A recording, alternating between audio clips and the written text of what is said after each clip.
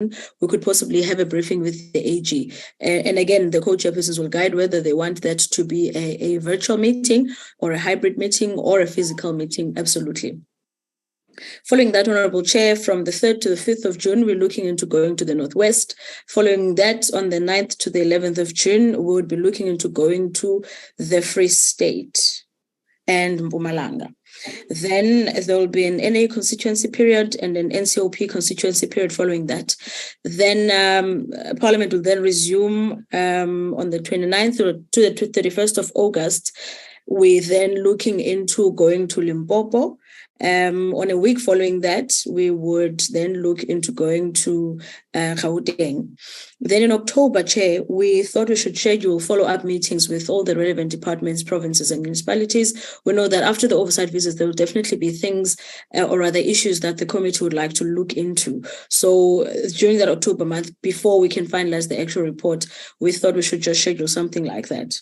Then perhaps on the 1st of November, we can then have the first consideration of the draft report so that we give ourselves time about 7 days before the actual final report can be considered by the committee, taking into cognizance the inputs that have been made by the committee at that point. Thank you, Chair. Thank you, Nola. Colleagues, that's the report. I'll allow Co-Chair to make some contribution before you can be excused because we've had our own discussion. Let's try to assist and guide the process and then we'll allow members to comment. Honorable Frolik.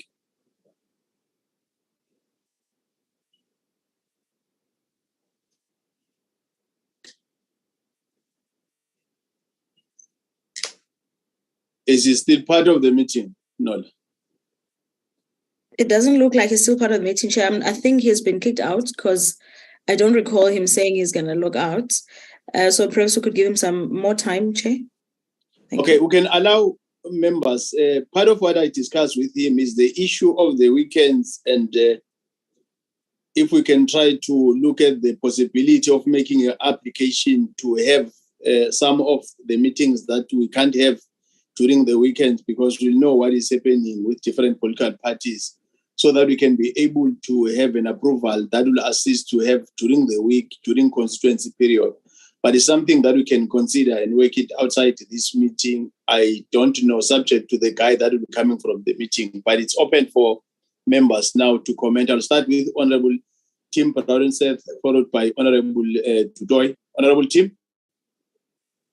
Yeah, Chairperson, I just wanted to raise some comments about the report we were given this morning, if I may.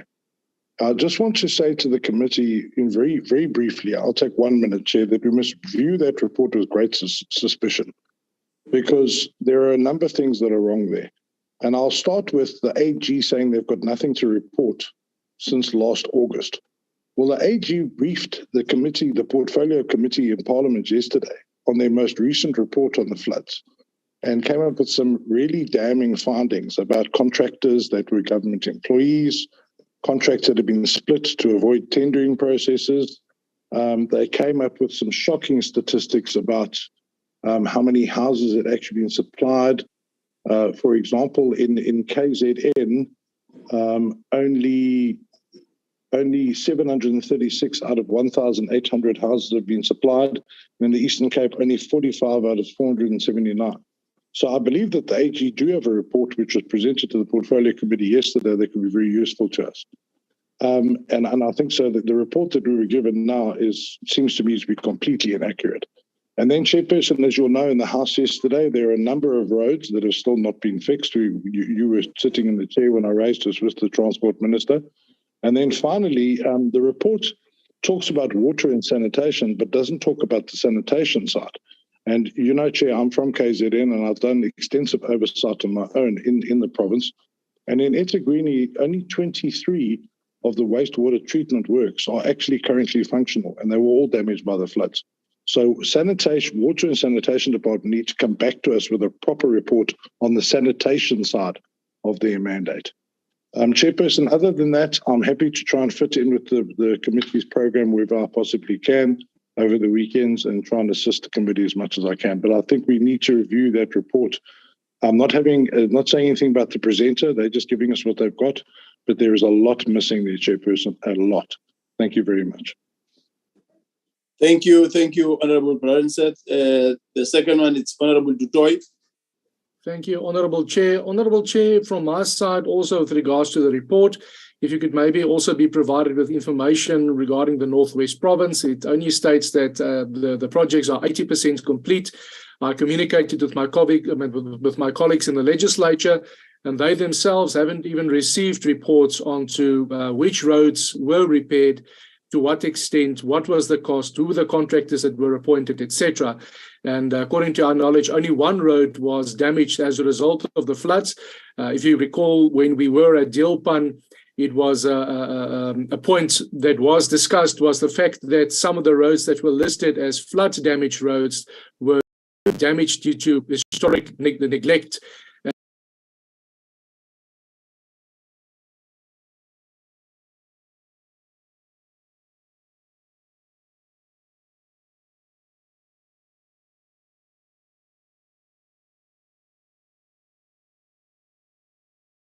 No TRUs were erected. The people were not moved. No infrastructure was affixed in the meantime. That's just a comment. And then in Klerksdorp, with the initial floods, there were no damage there. I also do not know what we're going to do in Rustenburg. And then with regards to the visit afterwards to the Free State, when we go to Parys is about, what's it now, 80 kilometers from Klerksdorp. So it wouldn't make sense coming from, I think it's Mpumalanga on that schedule, if you can maybe just put it on the screen again, and drive from there all the way back, 3-4 hours drive to get only back to Parys. I think we must revisit that. Thank you so much. If you can just go down a little bit. Thank you. If we can maybe combine well, let's call it the Northwest visit with Parys, because it's literally next door. I'm currently at my constituency office here in Potchefstroom, and Parys is 45 kilometers from where I'm currently. So we can maybe join that to put the Klerksdorp and Parys in one section. It would be appreciated. Thank you, Chair. Thank you for guiding and assisting the process. Honourable Elena.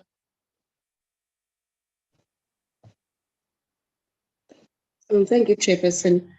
Sorry, I've got flu, so I've lost my voice a bit. I'm partly covered, Chairperson, by my colleague, and being a member of the Ad-Hoc Committee, we were presented with a very glaring report by the AG yesterday, and it has indicated that there was really gross, sorry. Sorry. Have some water. Sorry. Thank you very much. That's fine. So what happened is that it was a very damning report. And I really thought that this committee should be privy to that report, because that report would shed so much light on what we are dealing with in this committee. And I think I actually really thought today the committee would be presented with that, maybe just as an introduction, but we need that report. And it was a very detailed report, I must say, Chair. With regards to the program, I have no issues there. So in principle, I am all okay with the program. But for now, Chair, I just wanted to raise the issue because I'm a member of the committee, and I know the report was not received very well by us as committee members, and this committee should be privy to that. Thank you, Chair. Thank you. Thank you very much. Honorable Khalip, your hand is down now. It means you have been covered. Can I confirm that before I can go to House Chair? Honorable Mkhalipi? My hand is up. I can't raise my hand. I don't know why. Okay, let me start with you, Honorable Mashiko. Honorable Frolik will come at the end. Honorable Mashiko?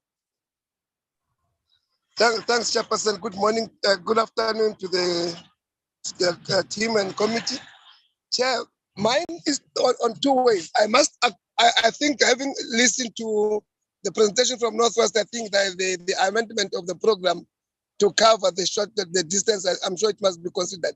But I want to avoid that we sit politically and discuss the program to suit what one might have and what one might not have, because let's allow the officials to negotiate the program and give us a program, and the two of you work on it on our behalf. Because in a meeting we will not have a concluded agreement on the when and how, especially the weekends. The second point, Chair, on the overall report, and I think it is important that we should go and see that which members are saying has happened and not has happened in the areas that we want to go. Because we cannot rely on hearsay rather than having to see. That's why we'll have to go to have oversight. So to me, the program must be accepted with the amendment that it can be made. But the report, to me, I mean, Chairperson, for instance, if people have already received money and then they are saying they are going to go overseas to learn how to spend the money, there is a problem. And people are sitting in floods in case that and money is not being spent. And I think we really need to go there and have serious recommendations around those issues. Otherwise, I agree with the program, Chair. Thank you, Honorable Mashiko, for assisting and guiding and making sure that we allow the co-chairs and the officials to work out something that will assist the committee to move forward. I indicated earlier on that indeed we have had our own discussion, but the trust of what is coming out, it's in line with what I've discussed with the co-chair, Honorable Frolik. I will allow him to have his views presented to the meeting before we can move on. Honorable Frolik, co-chair. No, thank you, Honorable Nyambi. Now I've listened to the comments of the members, and it will be taken into account. I'm just cautioning, because it happened in the previous committee as well, where members indicate their availability or adopt a program, and when the actual program is rolled out, they don't turn up for the oversight visits for various reasons, or they prefer to only participate in the oversight visit when it's taking place in a specific area. That is unacceptable, and members must realize they are a member of the committee and not a committee that goes only to certain parts of the country. We are alive to the fact that there's a lot happening over weekends, so the program in front of us is just a draft program, and that draft program is subject to confirmation. And if need be, we'll discuss with the Chief Whip of the NCOP and the Chief Whip of the ANC what the situation would be, especially during that period when the constituency period starts in June.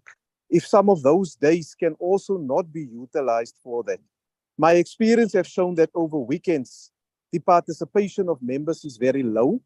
You get last-minute cancellations, and then secondly, you also get into a situation where the provinces that are being visited is not necessarily ready or to receive us over those periods. So those are the variables that we'll take into account, Chairperson, and we'll communicate beforehand when the first oversight program will start, and that will be once all confirmations are in. Thank you very much. Thank you, Honorable Co-Chair Frolik. Indeed, we are agreeing that we have to, all us members of this very important ad hoc committee, be available at all times, not unless there are some exceptional circumstances that will be beyond members. But many times, out of little experience of what they have seen in the past, we do have those that are very committed right from day one up to this far. So just appealing to all the members to make sure that wherever we go, we have a maximum participation so that we can have those meaningful engagements with the relevant stakeholders. Let me allow Mr. Sokoman. Thank you, Co-Chair. Just to respond quickly to Honorable Brotherset and also to Honorable Spies, the report by the Auditor General presented to the COCTA committee yesterday is not new. It's exactly the same as that report presented to the Ad Hoc Committee on 31st August 2022. So there's no new issues that have emerged since then.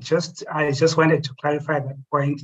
And also relating to Honorable Dutoit's point, just to say that the Department of Transport did provide a very detailed report on the projects that are underway in the Northwest. And with your permission, co-chairs, we can share that report with Honorable Dutoit. I just didn't have time to go into detailed presentation on that particular report. Thank you very much.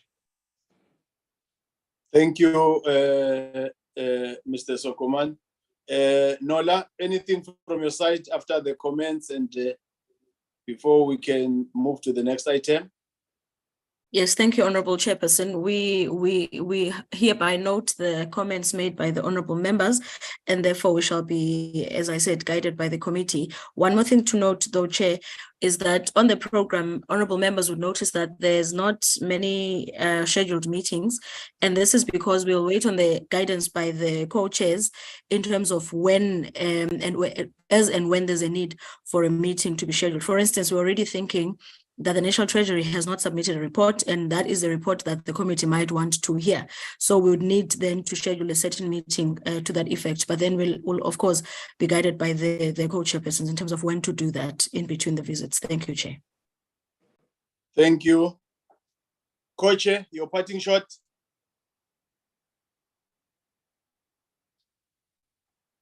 No, let me take this opportunity, honorable members, colleagues, once again to thank all of you for your participation in this very important Ad Hoc Committee. It's clear now we're trying to map a way forward of how to handle the issues, and the scope and mandate of the committee, it has been increased, and that is why we are talking about the maximum participation. We've seen in the past members will be available to attend some other areas of interest, and when it's time to get to those deep rural provinces, then we'll struggle in terms of having the maximum participation as per our agreement. But we're appealing to members, and thanks once again for the team that has prepared everything for this meeting, the presentation, the draft program, and thanks once again for colleagues for guiding the process, that the co-chairs working with the officials will indeed work out something that will be assisting all of us moving forward. And to have a lunch, a working lunch, where you are not even having that lunch, but you are still dealing with some serious issues of the Ad Hoc Committee. We are not taking that for granted. We appreciate it, members. And with the powers that has been vested on me now to conclude this session, once again, thank you, everybody. We know that both NA and NCOP have got some engagement at 2 o'clock. I now officially declared this meeting closed. Thank you very much. Set them down. Set them down. I can hear the sound in the background that you are recording down. Stopped. I wanted to say the same thing, that we are heading down. Yeah. I'm angry because you have left me. I'm angry. I'm sorry. Chairperson. Thank you, colleagues. Thanks. You'll owe us for the next time, Jay. You must take us to the Ndao. No, definitely we must. No. Thank you.